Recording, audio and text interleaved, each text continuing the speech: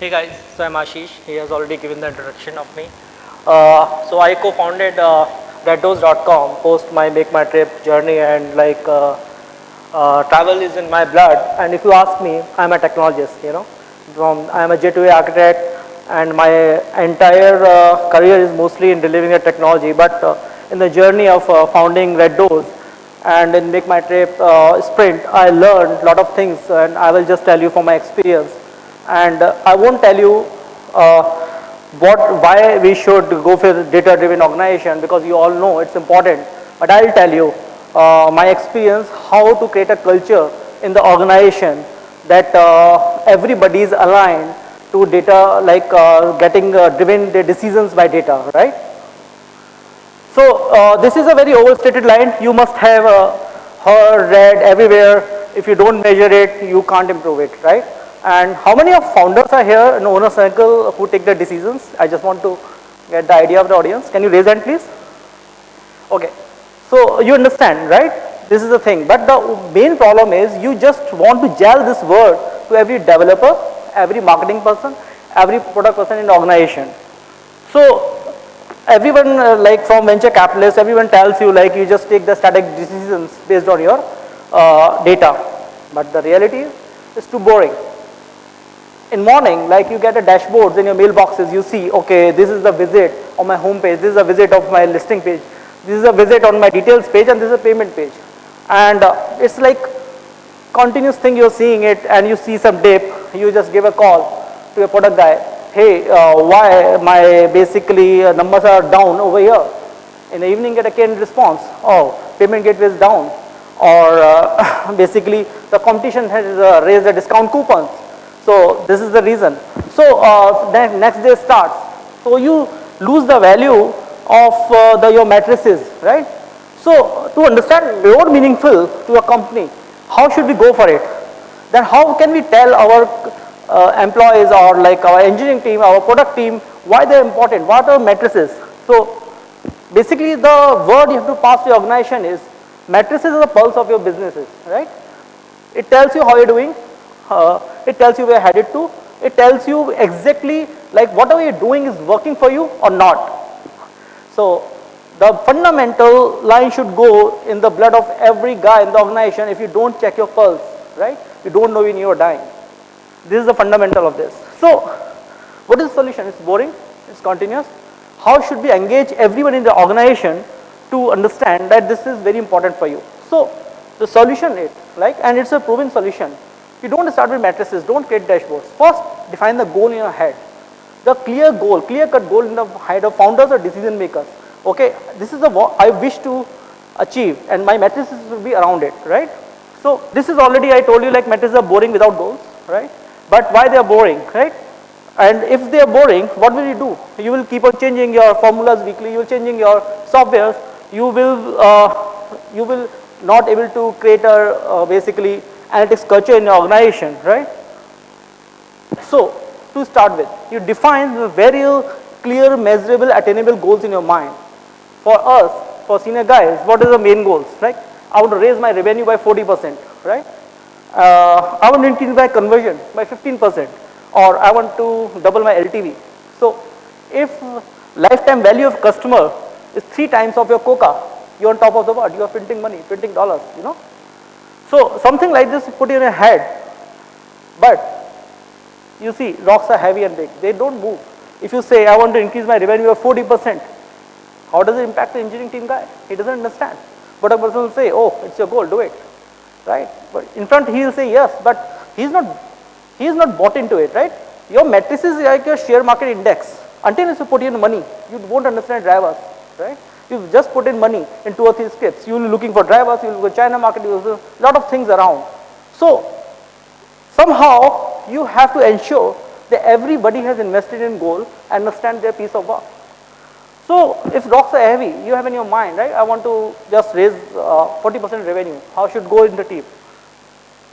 This is it. So break the rocks into small rocks, the department rocks. So basically if I want to raise 40% revenue, I will come to my mind, right? I should increase the traffic, the 150 more leads should come in, I should increase my product line, or my engineering department or product department should basically add a new payment gateway or something like this. So these are departmental rocks. So I'm just putting the fundamental blocks and I will just connect together later. Just try to understand the concept. Then you have rocks in your mind, but you should also identify some key performance indicators. The matrix that helps a key pulse of the organization, the number that matters. So example, like if you are on details page and details to payments page, the conversion is like 4%, right?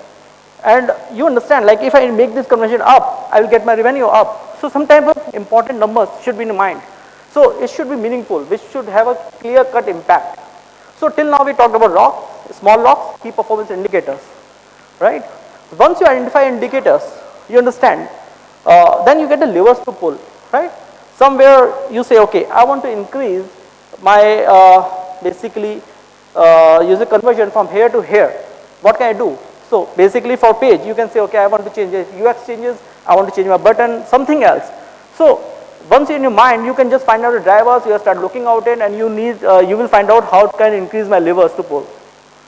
Now, at this point, you have a small rock, you have indicators, now marry them, right? So basically if you say, I want to generate 150 quality leads, what you have to track daily, what indicator you have to track? It's a number of daily leads, somehow, in some analytics software will track this. You say, I want to change 3 things in my UI pages, right? Then you have to change you have to daily track the number of basically traffic, what is the traffic on that page. Similarly, like new visitors. So, right, I have a rocks, I have a small rocks, I have key performance indicators, but how would I find the indicators? For example, I say I want to increase my revenue by 40%. So what are the departments I am going to touch? What are the key funnel areas I have to touch? So easy solution is you have to define the AARRR. So these are the funnel. You can attach this funnel to any of your goal, anywhere in the organization, right? You can say like acquisition, activation, your retention, then revenue and referral. There are 5 things you have to touch. Acquisition means discovery. Discovery of the users, how will user find you? Activation starts from the UX part mainly.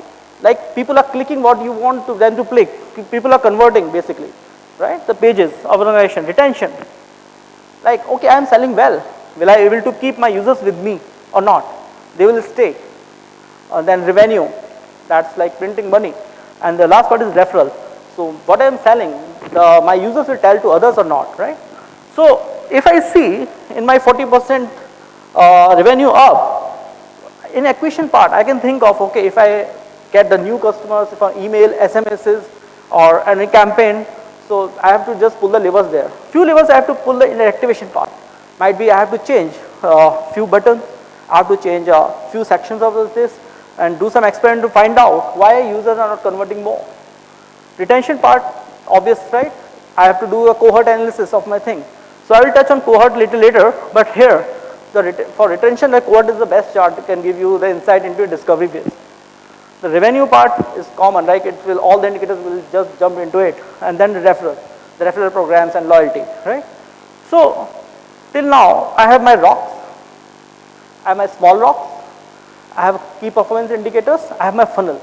So if I discovered all these 4, now the execution part, how will I just bring everybody in the picture and just take it to the next step? So I suggest here, you just call the meeting. You just call all the product guys, the marketing guys, your decision makers, your engineering team most importantly, because those are the people you want to involve in each and every experiment. So how this will work? I don't think so you can read it, I will read it for you. So this is a sample Excel which you can just define as per needs. So first column says the name of the experiment, right? So how this get generated? You just tell everyone, okay, this is the part of my funnel. What I am saying is acquisition, activation, my revenue, referral, retention. Just everybody contribute from engineering to marketing to find out what experiment I should run, right? Which can contribute in my 40% goal. Give them a free hand and we call it Dhobi list. Just keep on just dumping everything in this Excel. You just have to put 5 or 6 columns, right? Number 1 is lead generation. So basically experiment name is lead generation, is the name over here. And second is like I just for example change the button leave in name or something, right? Second is you have to write a description about it. What do you mean by this experiment? What it does, right? Number 3rd is very important, is category. So in which category it lies, right? Acquisition, activation, revenue, retention, referral. And Fourth column is basically what pain point exactly you are solving for the customer. Like why you think this is gonna be like 40% and is solving this pain point over here. So this will give them to think, right? And in the third last column is a hypothesis. What is the hypothesis behind it? So if basically, if this experiment runs and gets successful, what do you expect? There should be some ROI. You're thinking, okay, if I get the more leads, 150 more leads, I will generate the conversion by 2% or 3%, something a hypothesis. Again, you can test the results. Now think like my 40% revenue plan, I got 120 experiments, right? They are good, bad, ugly, I don't care. So how would your bandwidth is limited, right? Dev bandwidth is limited. How do you find out which experiment should I run? So this is a very practical thing and worked in past. You just say the ICE score. It's impact, confidence and ease of development. Ask the owner, whoever the owner, who is to put the experiment over here, with the product team and tech team, just put the score on 1 to 10 scale, right? If I say number 1 experiments will take, like it would have impact of 7, right, on this. And 1 to 10 scale, my confidence level is 8, and ease, it's very easy, like ease is 10. So you just put and then calculate. When you just find the list, you'll find the ICE score. Based on the ICE score, discuss with everyone which experiment should put in. So in this case, you understand there will be no conflict because ICE scores are putting in front of everyone. Everyone's buying in there, and the developers basically, if you put them timeline, they just get offended. Oh, I can't give it right now. I need to full stack. But if you give them, okay, 1 to 10, you tell me the ease. They can easily tell you it's a 5, 6, 7, 8, 10, right? So ICE score is the number which will tell you this experiment if I run, then definitely I can contribute to the 40% revenue of plan. And you find out 20 experiments, something over here, and 30 experiments. And experiments can be as simple as changing the color, changing the name of the label of the button. Basically, you can say, I can give you an example. We were doing the workshop in Malaysia, and there's a company, right? And so it's a listing of the basically product, and the button name called book now or buy now, and the conversion is quite low. People are not understanding why it's happening. As soon as they change it, check availability, right? The conversion goes 20% up because the psychology we understood behind it, the people are worried. Morning, and from very seasoned people at that. So Saurabh and PG, and after that Ashish, we had some very engaging sessions in the morning. I mean, I think that's probably set the stage for later part of the day. I think Ashish gave a brief introduction about myself. So I represent SIFI Technologies, and basically SIFI is a NASDAQ listed organization. And as part of that, we drive ICT solutions in the industry. Our predominant heritage is around telecom and cloud and data centers and applications and so on and so forth. But I'm not really here to talk about either cloud or none of our portfolios. I think we are more here to talk about specific to this audience as to what is really creating this culture of innovation, startups and other things. And where does it really come from? So I was at an event recently, and that's where I discovered what is the genesis of, let's say, the startup culture. Where is it really coming from? And it actually traces its roots back to Darwinian theory. So startups and Darwinian theory, two completely contrasting things, but that's where I'll try to bring some correlation. We all know what Darwinian theory is. It's about the survival of the fittest. It is also about continuous progression across generations. So when we talk about teenagers, what do we talk about teenagers? We talk about teenagers as being rebellious. Teenagers are something guys, young boys and girls who are on their own trip, as we say sometimes. And sometimes we find it difficult to correlate with them. But this in essence is the history of Darwinism or the Darwinian theory, that across generations, teenagers have to rebel, because unless they rebel, they basically have to not conform with their parents. And if they do not conform to the parents, that means they are creating a new world together. And each time a new generation is born, they are creating a new generation altogether. And that's how the progress of human civilization takes place. So this rebellion in teenagers is actually very critical to the whole evolution of human society itself. So sometimes we get bugged by our cousins and teenagers or our children who are teenagers.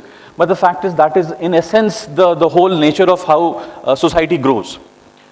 Now, what is Darwinian theory, teenagers have got to do with the startup event? Startups of today are like the teenagers in the corporate world. These are the same people who are actually disrupting the whole industry. You are disrupting because you are challenging the conventional thoughts. You are challenging a lot of things which have never been done before, attempted before, spoken before, and so on and so forth. And here is where the innovation is all coming about. So I think my 20-30 minutes talk is predominantly around how we see as trends from a technology perspective. We must have been to different events where we've heard speakers from Forresters, Gartners, McKinsey's and Boston Consulting Groups and so on and so forth give trends which are forward-looking, 3 years, 5 years down the line, what is likely to happen, Internet of Things, things may be happening, big data and so on and so forth. What we will probably talk about is not about probabilistic theory as to what is expected in the next 5 years. We will talk about our own empirical evidence as to what has really happened, what is the experience that we are seeing. So I'll talk about a few trends as what we see. And to assist me in that, I'll just call upon a couple of my colleagues as well. So I think I'll just invite 2-3 colleagues of mine on the stage as well. So I'll just go ahead and invite Mr. Himanshu Paliwal. So Himanshu, if you can come on stage. So Himanshu drives our data center transformation business. His role is to drive transformation with respect to data center technologies. So Himanshu is here. I'll also invite Neerad. So Neerad is driving our Microsoft practice in our organization. He's also ex-Microsoft himself. And his role within the organization is of a startup itself, because he's incubating a new startup within our organization as well. So that's the reason I wanted to have Neerad on the stage as well. And thirdly, I want to invite Sumit Sood. So Sumit represents our telecom line of business. And telecom has been what SIFI has been known for many, many years. So one of our histories is all about telecom. So I think, Sumit, if you can get seated. So we'll get just started. So I think we were talking about what is the genesis of a startup and how do we all connect the dots? So I think the 3 important concepts: iteration as number 1, innovation and disruption. So iteration is nothing but doing things iteratively better. You get better at doing things. So for example, running a call center. If you're running a call center, you drive down certain matrices, average halt, average sort of your time to handle the customer, average speed of answer, and so on and so forth. So those are matrices. You improve upon those matrices, and each time that you improve, you iterate, you get better. So that's one form of sort of progressing in an organization.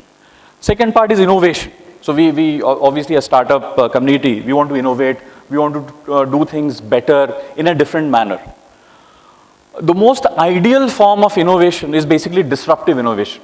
And I think that's something that is doing some things in a new way, not done before, and which